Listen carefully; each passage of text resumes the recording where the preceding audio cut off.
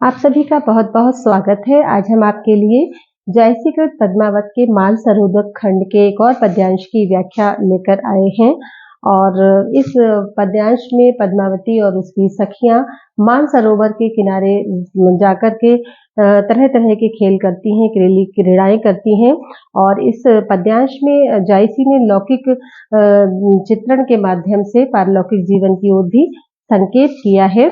तो आइए पहले ये पद्यांश देखते हैं। इसकी पंक्तियों को हम लोग देखेंगे। मिलहि रहसि सब चढ़ई हिंडोरी, झूल लेहि सुख बारी भोरी।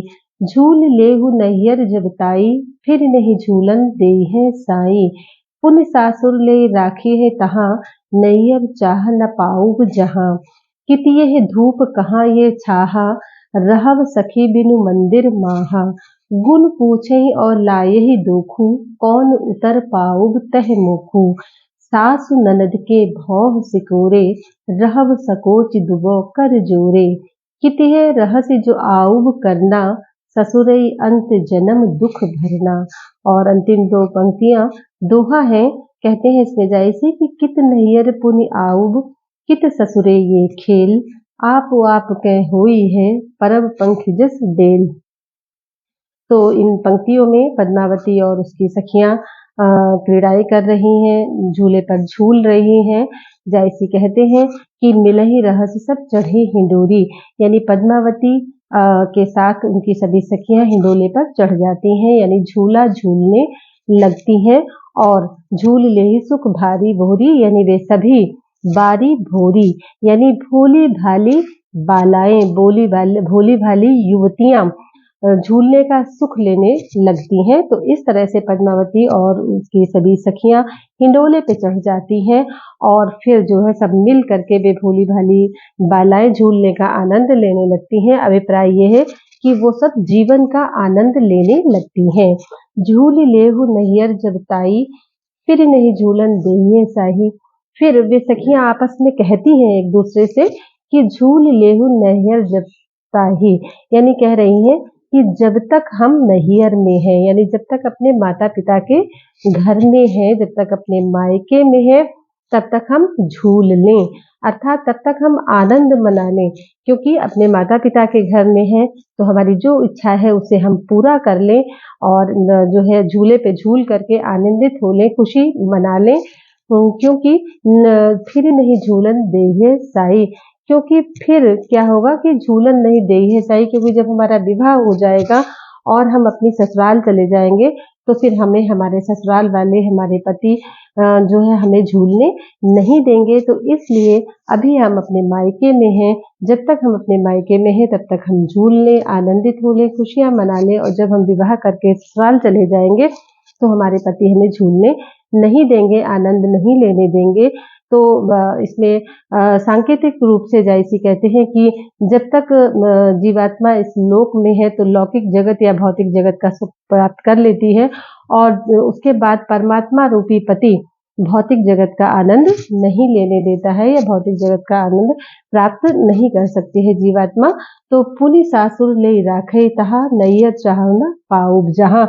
अब ये कहते हैं कि पुनि सासुर ले राखे तहा, यानी ससुराल में तो ऐसे रखा जाएगा कि जहां पर नैयर चाह न पाऊब जा, कि जहां पर हम अपने नैयर की यानी मायके की खबर भी प्राप्त नहीं कर सकेंगे। यानी ससुराल में तो हमें इतने अनुशासन में रखा जाएगा कि हम अपने मायके की खबर भी नहीं ले सकेंगे, मायके की खबर भी हमें नहीं मिल पाएगी। तो अर्थात जीवन के समाप्त हो जाने के बाद इस लोक का कोई हाल नहीं मिल पाएगा, ये सांकेतिक रूप से जायसी कहना चाहते हैं। और अगली पंक्ति है कि कितिह धूप कहाँ ये छाहा, रहब सखी बिनु मंदिर माहा। तो कहते हैं कि कितिह धूप कहाँ ये छाहा, यानी उसके बाद ये धूप और ये छाया, यानी इस धूप और छाया का आनंद हम कहाँ ले पाएंगे, अर्थात इस धूप और छाया का आनंद हम नहीं ले पाएंगे। और वहां ससुराल में हमें कैसे रहना होगा, रहब सखी बिनु मंदिर माहा, वहां सखी के बिना यानी सहेलियों के बिना मंदिर में, मंदिर का मतलब है घर, तो वहां सहेलियों के बिना घर में हमें अकेले ही रहना पड़ेगा, घर की चार दीवारी के अंदर ही हमें रहना पड़ेगा और हमारी कोई सखी सहेली भी वहां पर नहीं होगी। गुण पूछिए और लाए हूँ दोखू, कौन उतर पाऊँ तो मोखू।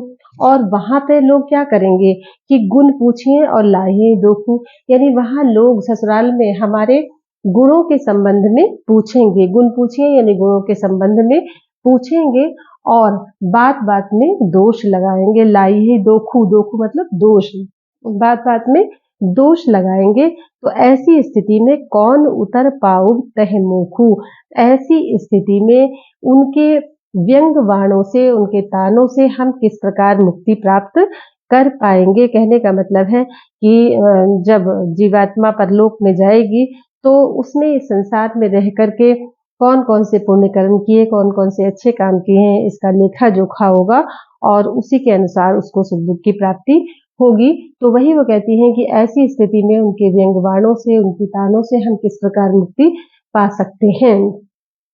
और फिर अगली पंक्ति है कि सासु ननद के भौह सिकोरे, रहव सकोच दुबो कर जोरे, यानी सास ननद जो है वो बात बात पर भौं सिकोड़ेंगी। भौं सिकोड़ना यानी क्रोधित होना, क्रोध करना। तो बात बात में सास ननद क्रोध प्रकट करेंगी और हम क्या करेंगे कि रहब सकोच दुबे कर जोरे, और हम संकोच के कारण उनके सामने हाथ जोड़कर खड़े रहेंगे, यानी कोई भी उत्तर नहीं दे पाएंगे। जब वो लोग बहुत सिकोड़ेंगी, जब वो लोग ताने देंगी, तो हम संकोच की वजह से कुछ कह नहीं पाएंगे और हाथ जोड़कर उनके सामने नतमस्तक रहेंगे। कितिये रहस्य जो आऊब करना, ससुरई अंत जन्म दुख भरना। अब कहते हैं कि कितिये रहस्य जो आऊब करना, यानी ये जो आज हम जिस तरह से रह रहे हैं, जिस तरह से आनंद मना रहे हैं, ये आनंद हमें ससुराल में कहाँ मिलेगा। ये आनंद का, ये क्रीड़ा का अवसर हमें ससुराल में नहीं मिलेगा, क्योंकि वहां जाकर तो हम विवश हो जाएंगी। और ससुरई अंत जन्म दुख भरना, ससुराल में जीवन भर हमें दुख भोगना होगा। तो इसलिए वो कहती हैं कि हे सखियों, अभी हम झूल लें, आनंद बना लें, जीवन का आनंद ले लें।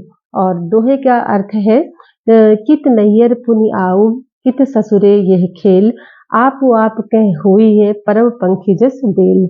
आप कहते हैं कि कित नैयर पुनि आयब, यानी फिर जो है हम अपने नैयर यानी मायके में फिर कहाँ आ पाएंगी। और कित ससुरे ये खेल, और ससुराल में ऐसा खेल संभव नहीं है, क्योंकि वहाँ अनुशासन है, वहाँ घर से बाहर निकलने को नहीं मिलेगा, वहाँ सखी सहेली नहीं होंगी, वहाँ घर की चार दीवारी के अंदर रहना होगा। तो इसलिए कि मैके में फिर हम कहाँ फिर आ पाएंगी, और ससुराल में ऐसा खेल हमें मिलेगा नहीं, ये आनंद हमें मिलेगा नहीं। आप कह हुई है परव पंखी जस देल, और हम में से प्रत्येक का विवाह जाने कहाँ कहाँ होगा, अलग अलग स्थानों पर हम लोगों का विवाह हो जाएगा और हम उसी प्रकार से अलग अलग हो जाएंगी।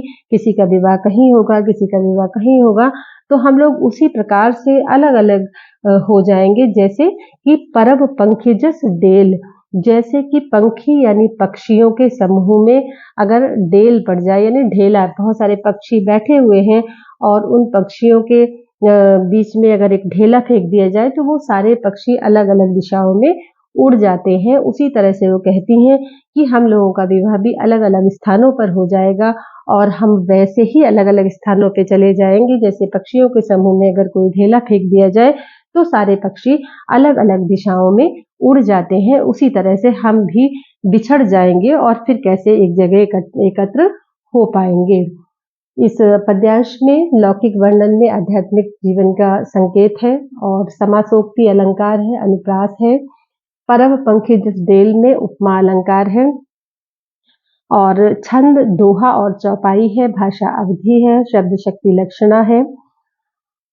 और तुलसीदास जी ने भी इसी तरह की पंक्ति कही है, क्योंकि पराधीनता से बढ़कर कोई दुख नहीं होता है। तुलसीदास जी कहते हैं कि कत विधि रची नारी जग माही, पराधीन सपने हु सुख नाही। आशा है आपको व्याख्या समझ में आएगी। उम्मीद करती हूँ। आप सभी का बहुत बहुत धन्यवाद।